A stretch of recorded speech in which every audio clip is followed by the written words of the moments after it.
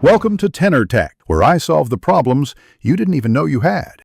You start by locking down the essentials: headline, lead photo, and page size.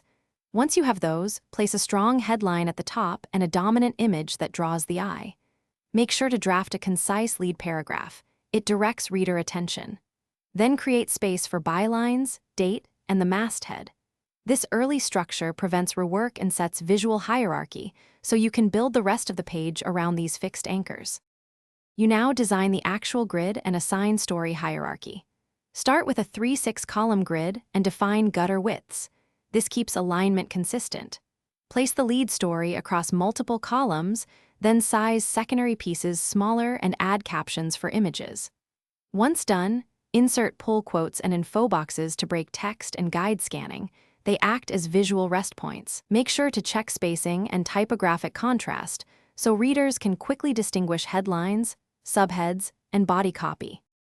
You finish by proofreading and preparing files for print or web. Read names, dates, and captions aloud, then convert colors to CMYK for press and embed fonts in a print-ready PDF. Once exported, inspect image resolution and layout on a 100% zoom to catch text overflow or widow lines.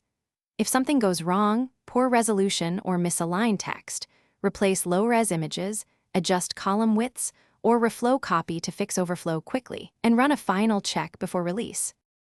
Thanks for watching. Subscribe to keep your life in tune.